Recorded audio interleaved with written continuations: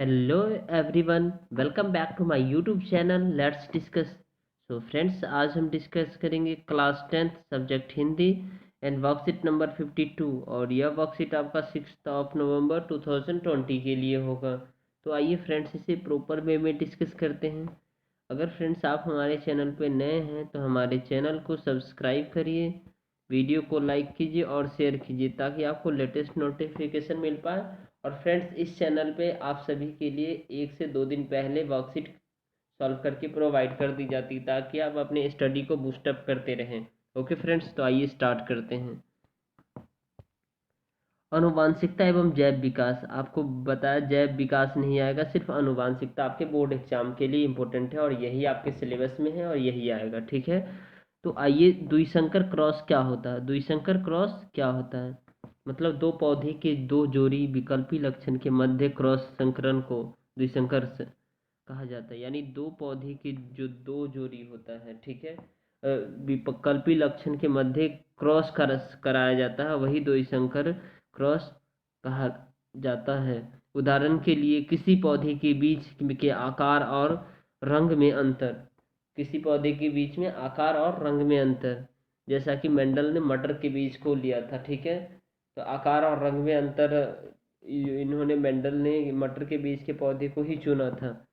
अब देखिए, Gregor Mendel ने द्विसंकर क्रॉस, यानी ग्रेगर मेंडल ने क्या किया, दो विशेष स्कूल में विभिन्न भिन्न पौधे के क्रॉस यानी कि परीक्षणों पर आधारित एक दूसरा सामान्य नियम प्रस्तावित किया, जिसे मेंडल का स्वतंत्र अपव्यूहन नियम कहा जाता है। मतलब इसके अलावा उन्होंने एक नियम और प्रस्तुत किया जिसे मेंडल का स्वतंत्र अपव्यूहन नियम कहा जाता है। अब देखिए, मेंडल का स्वतंत्र अपव्यूहन या वर्गीकरण का नियम क्या है, इसे समझना जरूरी है। ये एग्जाम में पूछे जाते हैं 1 मार्क्स के।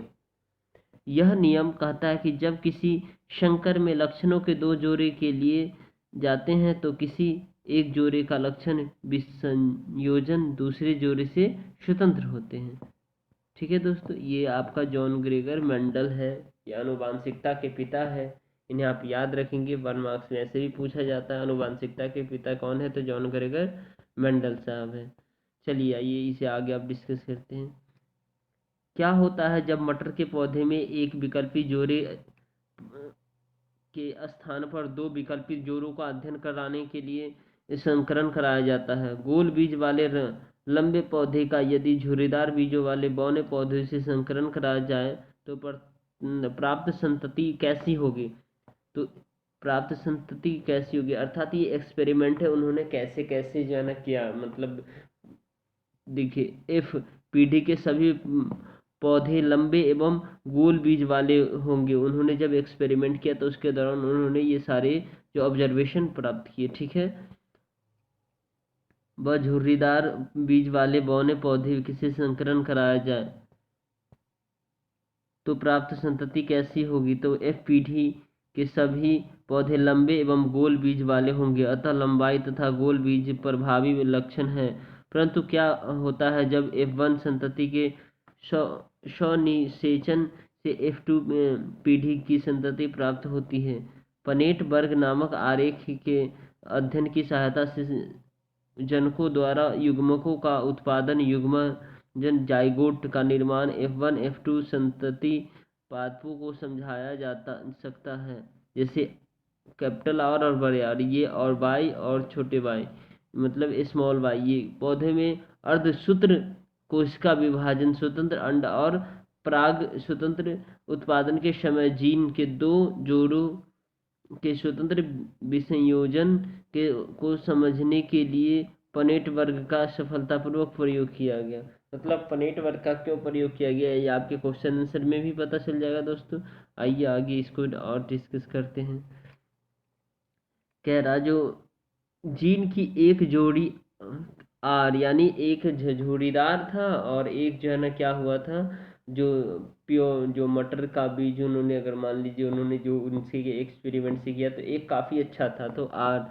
ठीक है, विसंयोजन पर विचार करें तो 50% युग्मकों में जीन आर और 50% में जीन है। इनमें आर कैपिटल आर या आर होने के साथ साथ अलील वाई या वाई है भी है, वाई वाई का भी संयोजक आर आर के सामने समान भी होता है। याद रखने लायक महत्वपूर्ण बात यह है कि 50% और आर और 50% छोटे आर जो है ना एक्स और 50% जो है ना वाई के वियोजन से स्वतंत्र है। अतएव आर धारी युग्मकों के 50% में वाई और दूसरे में 50% में वाई, इसी आर धारी युग्मक में 50% वाई तथा शेष 50% में वाई जीन होता है। अर्थात ये उन्होंने जो एक्सपेरिमेंट किया, आपसे ये एग्जाम में कभी नहीं पूछे होगा उन्होंने एक्सपेरिमेंट कैसे किया, ये वाला आपको लिखना ही नहीं है, ठीक है। उनसे आपसे एग्जाम में ये पूछेगा जो मेंडल ने मटर के बीज को ही क्यों चुना, वो इम्पोर्टेंट क्वेश्चन है। बाकी इसको आपको जो है सिर्फ रीड कर लेना है, ठीक है। अतः युग्म के 4 जीनोटाइप बन जाते हैं, 4 प्रकार के पराग और 4 प्रकार के अंड। ये 4 प्रकार के R Y R Y R Y R Y जिनमें ये अलग अलग प्रकार के जब इन्होंने जो है ना ये पाया, उनके जो है ना शेप साइज आकार, जब उन्होंने इस तरह का जो क्या क्या मतलब एक्सपेरिमेंट किया, जिनमें प्रत्येक की संख्या कुल युग्मकों की 25% थी, अर्थात 1/4 थे। जब आप पनेट वर्ग के दो पार्श्वों में अंड और पराग लिखेंगे तो ये उन युग्मजनों के संगठन या पता करना आसान होगा जिनमें F2 पौधे उत्पन्न होते हैं। यहाँ F2 संतति में पिनट अनुपात है 9:3:3:1 में। पनेट वर्ग नामक आरेख के मध्य अध्ययन की सहायता से उनके द्वारा युग्मकों का उत्पादन, युग्मजनों जाइगोटों का निर्माण, F संतति पादपों को समझाया जा सकता है। अब देखिए दोस्तों, अब आपको ये देखना है जो ये द्विसंकर जो है ना, ठीक है, द्विसंकर क्रॉस के परिणाम जिनमें जनक के 2 जोड़े विपरीत विशेषज्ञों में भिन्न थे, जैसे बीजक रंग और बीज की आकृति कैसे थे। देखिए इस एक्सपेरिमेंट से आपको समझ जाएगा। देखिए जनक जोड़ी जैसे गोल, और ये बड़ा है गोल और ये पीला है, ठीक है, ये झुर्रीदार है, ये हरा है, ठीक है। अब इन दोनों का इन्होंने जब एक्सपेरिमेंट कराया, ठीक है, युग्मजन से, तो ये क्या हुआ आर वाई यानी जो है ना, और ये एक्स से तो क्या हुआ, ये गोल और पीले हुए, ठीक है, झुर्रीदार परागकण हुए। उसके बाद ये सारे एक्सपेरिमेंट ये आपकी एनसीईआरटी की बुक है और आपके पास अभी जो सपोर्ट मटेरियल है उनसे है, वहाँ से देख लेंगे, ठीक है। तो आइए अब इसके क्वेश्चन आंसर को देखते हैं। द्विसंकर क्रॉस और पनेट वर्ग की परिभाषा लिखे, यही इंपॉर्टेंट है जो आपके क्वेश्चन आंसर में दे रखा है। चलिए देखिए, कक्षा 10वीं विज्ञान वर्कशीट नंबर 52, उत्तर आसान शब्द में। फ्रेंड्स चैनल को सब्सक्राइब कीजिए अगर आप हमारे चैनल पे नए हैं तो, और बेल आइकन को प्रेस कीजिए और लेटेस्ट नोटिफिकेशन मिलेगा, ताकि आप जो है ना अपने स्टडी को बूस्टअप करते रहेंगे। और इस चैनल पे 1 से 2 दिन पहले आप लोगों को वर्कशीट की सॉल्यूशन प्रोवाइड कर दी जाती है। तो आइए डिस्कस करते हैं। देखिए द्विसंकर क्रॉस और पनेट वर्ग की परिभाषा लिखी, तो द्विसंकर पौधे दो पौधों की दो जोड़ी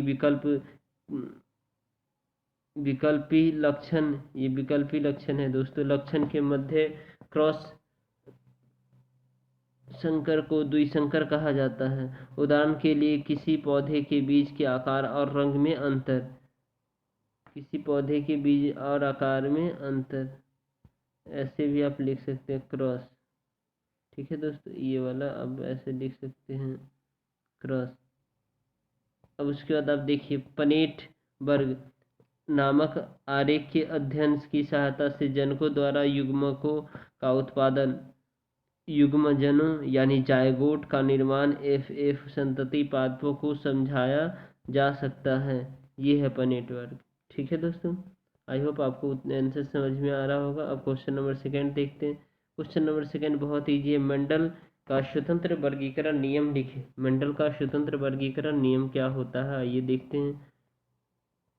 मेंडल का स्वतंत्र वर्गीकरण नियम, तो मेंडल का स्वतंत्र अव्यूहन या वर्गीकरण नियम यह नियम कहता है कि जब किसी संकर में लक्षणों के 2 जोड़े लिए जाते हैं तो किसी एक जोड़े का लक्षण विसंयोजन दूसरे जोड़े से स्वतंत्र होता है। ये है आपका दोस्तों आंसर, ठीक है।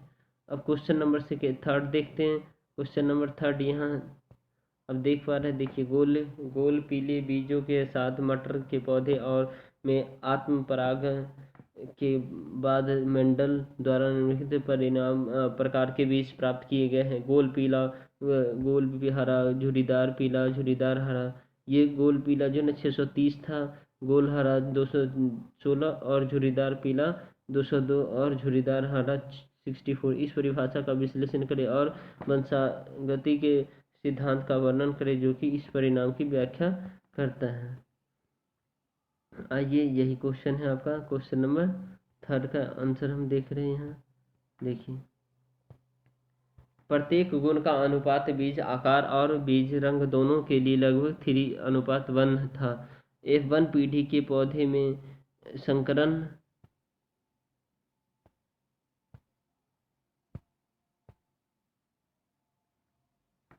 कराने पर उससे 4 प्रकार के बीज बनते हैं, जैसे हरे व झुर्रीदार, हरे व गोल व पीले तथा पीले व झुर्रीदार। इससे यह निष्कर्ष प्राप्त हुआ कि आनुवंशिक लक्षण स्वतंत्र होते हैं, क्योंकि पीले रंग सदा गोल बीजों के साथ ही नहीं झुर्रीदार बीजों के साथ भी आता है, अथवा हरा रंग सदा झुर्रीदार बीजों के साथ वरन गोल बीजों के साथ भी आता है।